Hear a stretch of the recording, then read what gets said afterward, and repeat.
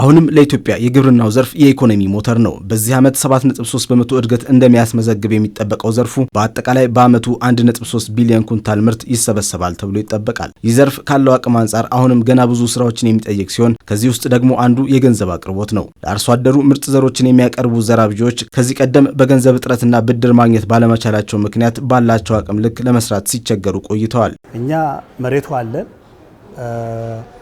ኢኩዊፕመንቶች አሉን እነ ትራክተሮች እንደምትላቸው ነገሮች ግን የፋይናንስ ችግር አንድ ነገር ምን መሰለ በሰዓቱ አንድ ነገር መስራት ባለበት ሰዓት ላይ ልትሰራው ይከብዳል ፋይናንሱ ከሌለ ማለት ነው። ስራውን እንኳን ብትሰራው መጨረሻ ላይ ምንድነው የሚሆነው ሌላኛው ተጠቃሚ መጥቶ ነበር እቃው የሚወስድብህ አንተ ራሱ ጊዜውን ጠብቀ ወቅቱን ጠብቀ እንዳሸጥ ያደርግ ነበር።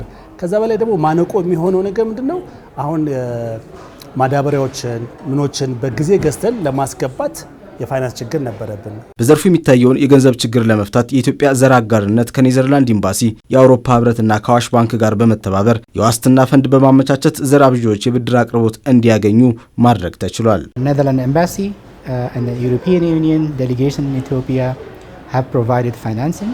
በኢትዮጵያ የሚገኘው የኔዘርላንድ ኤምባሲና የአውሮፓ ህብረት ልዑክ የፋይናንስ ድጋፍ ያደረጉ ሲሆን ይህንን ፈንድ በአዋሽ በኩል ተግባራዊ ያደረግን እንገኛለን። እስካሁን ድረስ 11 የሀገር ውስጥ የዘር ኩባንያዎች ከጂ2ጂ ፈንድ ተጠቃሚ መሆን ችለዋል። with G2G facility ኢንተርፕራይዞቹ በበቂ ሁኔታ ስራውን እየሰሩ የገቢና ወጪ የካሽ ፍሎ ወይም የካሽ ፍሰት በበቂ ሁኔታ ያለ መሆኑን ያረጋገጥንበትና ስጋቱን ደግሞ ለዚህ የሚሆን በቂ የብድር ዋስትና የሌለ መሆኑን አውቀን በፓርትነርሺፕ ወይም በአጋርነት ከአስፈጻሚ አካላት ጋር በተለይ SWR የኢትዮጵያ ምርጥ ዘር ፕሮግራም ጋር በመሆን 50% ኮላተራል ወይም ሪስኩን ወደ ራሳችን በመውሰድ ብድሩን ያቀረብንበት ሁኔታ ነው። የብድር አቅርቦቱ ለዘር አብዢዎች ትልቅ እፎይታን የፈጠረላቸው ሲሆን ወቅቱ በሚጠይቀው የግብርና ዘርፍ የገንዘብ ችግራቸውን በመፍታት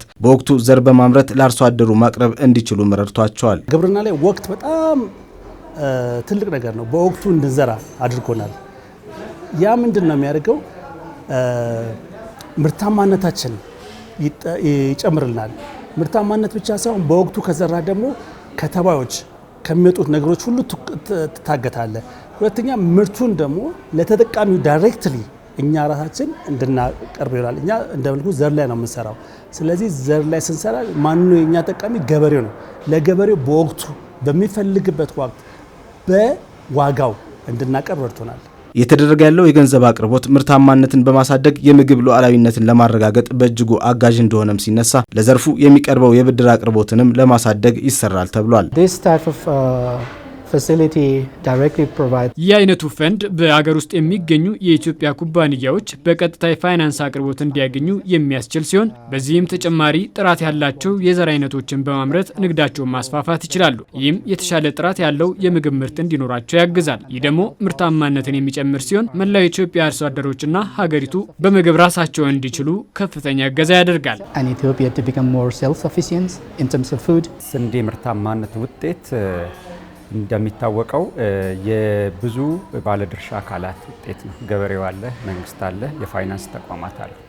እንግዲህ ይህ የታየው ስኬት በምግብ ራስን የመቻል ስኬት አካል ሆኖ ሊታይ ይችላል። ከዛም በተጨማሪ ለውጭ ገበያ በማቅረብ የተሻለ ካፒታል የተሻለ የውጭ ምንዛሪ ወደ ሀገር ሊያስገኝ ይችላል። ስለዚህ እንደ ፋይናንስ ተቋም አዋሽ ባንክ ለእርሻው ክፍለ ኢኮኖሚ ለኤክስፖርት ክፍለ ኢኮኖሚ በጣም ትልቁን የፋይናንስ አገልግሎት በመስጠት የበኩሉን ድርሻ እየተወጣ ይገኛል። መንግስት ለዘርፉ የሰጠው ትኩረት በተጨባጭ ሁኔታ የሚታይ ለውጥ የመጣበት እንደሆነና ይህም ከማምረት ባሻገር አርሶ አደሩ የስራ ባህሉን በመቀየር የራሱንም ህይወት እንዲቀይር ያስቻለ እንደሆነ ነው የሚመሰክሩት።